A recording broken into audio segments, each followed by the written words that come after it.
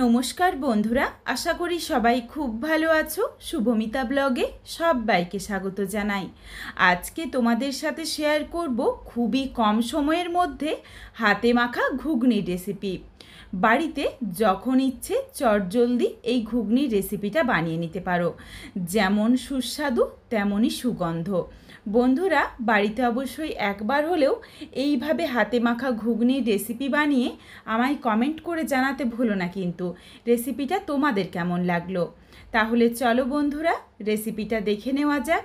রেসিপিটা কেউ স্কিপ করো না। স্কিপ করলে আমি কি পদ্ধতিতে রেসিপিটা বানালাম বা কী মশলার অ্যাড করলাম সেটা তোমরা মিস করে যাবে। তখন হয়তো রেসিপিটা খেতে এতটা ভালো হবে না। এখানে আমি প্রায় 250 গ্রামের মতো মটন নিয়েছি, সেই অনুযায়ী মশলা নিয়ে নিচ্ছি।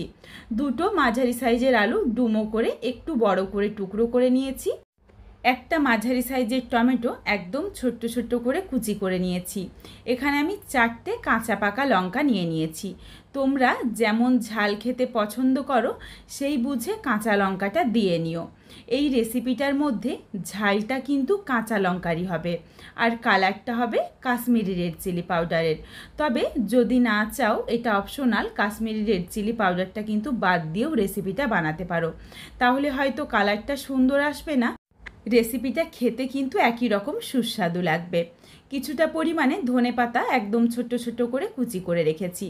এদিকে দেখো, আমি অল্প পরিমাণে আদা রসুন সামান্য একটু জল দিয়ে একদম মিহি করে বেটে রেখেছি। এদিকে দেখো, মটরটা ভিজিয়ে রেখেছিলাম, আমি সারা রাত্রি ভিজিয়ে রেখে দিয়েছিলাম। তবে তোমাদের হাতে যদি সময় কম থাকে সেই ক্ষেত্রে কিন্তু ঈষতুষ্ণ গরম জলের মধ্যে প্রায় 3-4 ঘন্টা ভিজিয়ে রাখতে পারো, তাহলেই কিন্তু সহজে ভিজে যাবে। এরই সাথে দিয়ে দিলাম কেটে রাখা আলু আর ঝালের পরিমাণ অনুযায়ী চেরা কাঁচা লঙ্কা। এখানে দিয়ে দিচ্ছি টমেটো কুচি আর দুটো মাঝারি সাইজের পেঁয়াজ কুচি। পেঁয়াজগুলোও কিন্তু একদম ছোট্ট ছোট্ট করে কুচি করে নিতে হবে, যাতে ঘুগনির সাথে খুব ভালোভাবে মিশে যায়। এর সাথে আমি কিছু গুঁড়ো মশলা দিয়ে দেব। প্রথমে দিয়ে দিচ্ছি পরিমাণ অনুযায়ী হলুদের গুঁড়ো। এখানে কিন্তু আর ঝালের জন্য লঙ্কার গুঁড়ো দেব না, তার কারণ এই রেসিপিটার মধ্যে কিন্তু কাঁচা লঙ্কার ঝালটাই বেশ ভালো লাগে, আর সুন্দর একটা গন্ধও থাকে কাঁচা লঙ্কা দেওয়ার জন্য। হলুদের গুঁড়ো দেওয়ার পর দিয়ে দিলাম সামান্য একটু জিরের গুঁড়ো, ধনের গুঁড়ো আর 1 চামচ পরিমাণে কাশ্মীরি রেড চিলি পাউডার। এটা সম্পূর্ণ অপশনাল, আর এটা কালারের জন্য চাইলে দিতে পারো, না চাইলে বাদ দিয়ে দিও। আর দিয়ে দিলাম বেটে রাখা আদা রসুনের অর্ধেকটা, বাকি অর্ধেকটা রেখে দিয়েছি, এটা কিন্তু পরে ব্যবহার করব। দিয়ে দিচ্ছি স্বাদ অনুযায়ী লবণ আর 1 চামচ পরিমাণে কাসৌরি মেথির পাতা। একদম কিন্তু এটা কাঁচা কাসৌরি মেথির পাতা, ড্রাই রোস্ট করা নয়। এরপর খুব ভালোভাবে মটরের সাথে সমস্ত উপকরণ হাতে করে একটু দোলে দোলে মেখে নেব, যাতে টমেটোটা একটু নরম হয়ে যায় আর মশলাগুলো ভালোভাবে মিশে যায়, তাহলে কিন্তু খেতে বেশি ভালো লাগবে। ভালোভাবে আলু মটরের সাথে সমস্ত মশলা মাখা হয়ে গেলে এটা ঢাকনা দিয়ে প্রায় 15 থেকে 20 মিনিটের জন্য একটু রেস্টে রাখবো। তাহলে মশলাগুলো একটু নরম হয়ে যাবে আর খেতেও কিন্তু রান্নাটা বেশি ভালো লাগবে। খুব ভালোভাবে মেখে নিয়েছি। এরপর ঢাকনা দিয়ে ঢেকে রাখছি প্রায় 15 মিনিটের জন্য। ফিরে আসছি 15 মিনিট পর। ঢেকে রেখেছিলাম 15 মিনিট। এরপর 15 মিনিট পরে দেখো রান্নাটা শুরু করছি। এই রান্নাটা করার জন্য আমি প্রেসার কুকার নিয়ে নিয়েছি, যাতে খুব সহজে খুব কম সময়ের মধ্যে রান্নাটা করা যায়। প্রেসার কুকারের মধ্যে পরিমাণ অনুযায়ী তেল দিয়ে দিয়েছি, তবে অবশ্যই সর্ষের তেল দিতে হবে। তেলের পরিমাণটা তোমরা তোমাদের পছন্দ মতো চাইলে আরও বাড়িয়ে বা কমিয়ে নিতে পারো। ফোড়নে দিয়েছি তেজপাতা, শুকনো লঙ্কা আর গোটা গরম মশলা, যার মধ্যে রয়েছে ছোটো এলাচ, লবঙ্গ, দারচিনি, আর দিয়েছি সামান্য একটু গোটা জিরে। নাড়াচাড়া করে ফোড়নটা ভেজে নিয়েছি। ফোড়ন থেকে যখন সুন্দর একটা গন্ধ এসেছে তখন দিয়ে দিলাম বাকি যেটুকু আদা রসুন বাটা ছিল, সেইটুকু বাটাটা দিয়ে নাড়াচাড়া করে হালকা করে একটু ভেজে নিচ্ছি, যাতে একটু কাঁচা গন্ধটা চলে যায়। খুব বেশি কিন্তু লালচে করে ভাজার দরকার নেই। এইভাবে যদি 2 বারে ব্যবহার করা হয় তাহলে কিন্তু সুন্দর রান্নাটার একটা গন্ধ আসে। দেখো একদম হালকা করে একটু ভেজে নিয়েছি। এরপর এর সাথে দিয়ে দিলাম মেখে রাখা আলু মটর। সমস্ত কিছু দিয়ে এরপর নাড়াচাড়া করে একটু কষিয়ে নেব এই প্রেসার কুকারের মধ্যেই। টমেটো বা পেঁয়াজের থেকে যেটুকু জল বেরোবে লবণ দেওয়ার জন্য বা আলু থেকে এই জলটাকে কিন্তু ভালোভাবে শুকিয়ে নিতে হবে। তাহলে হালকা করে একটু কষানো হয়ে গেল, রেসিপিটা কিন্তু খেতেও বেশ ভালো লাগবে। অনবরত নাড়াচাড়া করছি আর অল্প অল্প করে যেটুকু জল ছাড়ছে এই জলটা ভালোভাবে শুকিয়ে নিচ্ছি। তবে এখানে যেমন আমি আলুর ব্যবহার করেছি, তোমরা চাইলে কিন্তু শুধু মটর দিয়েও এই রেসিপিটা বানাতে পারো, তার কারণ আলু কিন্তু অনেকেই খেতে পছন্দ করে না। নাড়াচাড়া করতে করতেই দেখো বেশ কিছুটা পরিমাণে মশলার থেকে জলটা ছেড়ে এসেছে। একটু দেখো তোমাদের তুলে দেখিয়ে দিলাম। এই জলটাকেই খুব ভালোভাবে শুকিয়ে নিতে হবে।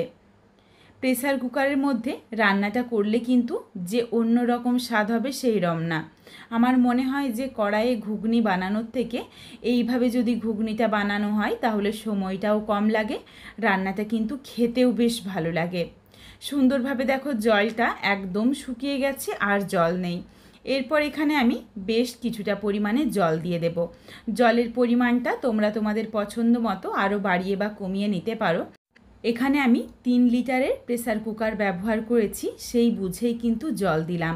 এরপর তোমাদের প্রেসার কুকার ঠিক যেমন হবে বা আলু মটরের পরিমাণটা যেমন হবে সেই বুঝে কিন্তু তোমাদের জলটা দিতে হবে। তবে আমি বলবো খুব বেশি জল দিও না, তাহলে কিন্তু ওভারফ্লো হয়ে বাইরে বেরিয়ে যেতে পারে। চাইলে একটু কম দিও, যদি প্রয়োজন মনে হয় ভালোভাবে সেদ্ধ হয়ে যাওয়ার পর একটু গরম জল মিশিয়ে নিও, তাহলেই হয়ে যাবে। প্রেসার কুকারের ঢাকনাটা আটকে আমি বেশ কয়েকটা হুইসেল দিয়ে নিলাম। তবে এখানে আমি কটা হুইসেল দিলাম এটা কিন্তু তোমাদের বললাম না, তার কারণ এক একটা মটর এক এক রকম সময় লাগে সেদ্ধ হতে, আর প্রত্যেক বাড়ির মানুষই কিন্তু মটরটা এক একভাবে সেদ্ধ খেতে পছন্দ করে। কেউ পছন্দ করে একটু বেশি সেদ্ধ, আবার কেউ পছন্দ করে একটু যাতে গোটা গোটা থাকে। তোমরা তোমাদের পছন্দ মতো কিন্তু হুইসেলটা দিয়ে নিও। বেশ কয়েকটা হুইসেল দিয়ে নিয়েছি, কিছুক্ষণ রেখে দিয়েছিলাম এইভাবেই। প্রেসার কুকারটা একটুখানি ঠান্ডা হয়ে যাওয়ার পর দেখো খুলে নিয়েছি। এরপর তোমাদের দেখিয়ে দিই। খুলে নিলাম, এরপর গ্যাসের ফ্লেমটা আবারও অন করে দিচ্ছি। এরপর দিয়ে দিলাম বেশ কিছুটা পরিমাণে ধনেপাতা কুচি, হাফ চামচ গরম মশলার গুঁড়ো। গরম মশলার গুঁড়োটা কিন্তু অপশনাল, তোমরা চাইলে দিতে পারো, না চাইলে বাদ দিতে পারো, তার কারণ গোটা গরম মশলা ফোড়নে রয়েছে, অনেকেই গরম মশলার গুঁড়ো বেশি খেতে পছন্দ করে না। আর দিয়ে দিলাম বড় চামচের 1 চামচ পরিমাণে চিনি। চিনিটা কিন্তু অবশ্যই দিও, তাহলে টেস্টটা ব্যালেন্স হয়ে যাবে। এখানে দেখো আমি মটরটা আমার পছন্দ মতো করে সেদ্ধ করে নিয়েছি। সমস্ত উপকরণ দেওয়ার পর আবারও মিনিট 2-3 সময় নিয়ে ফুটিয়ে নিয়েছিলাম, যাতে ধনেপাতাটাও একটু মজে যায়, চিনিটাও গলে যায়। এরপর চলো রেসিপিটা নাবিয়ে নিই। ঘুগনিটা দেখো নাবিয়ে নিয়েছি, খুবই সহজ পদ্ধতি আর একদমই কম সময়ের মধ্যে কিন্তু বানানো হয়ে গেল। এরপর রুটি, লুচি, পরোটা বা মুড়ি যে কোনো কিছুর সাথে এই ঘুগনিটা কিন্তু খেতে দুর্দান্ত লাগে। যেমন সুন্দর স্বাদের তেমনই সুন্দর গন্ধ। তবে বন্ধুরা বাড়িতে অবশ্যই একবার হলেও এইভাবে হাতে মাখা কম সময়ের মধ্যে ঘুগনির রেসিপিটা বানিয়ে আমায় কমেন্ট করে জানাতে ভুলো না কিন্তু রেসিপিটা তোমাদের কেমন লাগলো। রেসিপিটা তোমাদের যদি ভালো লাগে তাহলে লাইক করো, শেয়ার করে বন্ধুদের দেখার সুযোগ করে দিও। তোমরা যদি আরও এই ধরনের নিত্য নতুন ঘরোয়া রেসিপি পেতে চাও তাহলে অবশ্যই আমার চ্যানেলটিকে সাবস্ক্রাইব করে পাশে থাকা বেলটি অন করে অল নোটিফিকেশান অন করে দিও, যাতে আমার প্রত্যেকটা রেসিপির নোটিফিকেশান সবার প্রথমে তোমাদের কাছে পৌঁছে যায়। পরবর্তী রেসিপি দেখার আমন্ত্রণ রইল। পুরো ভিডিওটা দেখার জন্য অনেক অনেক ধন্যবাদ। সবাই ভালো থেকো, সুস্থ থেকো।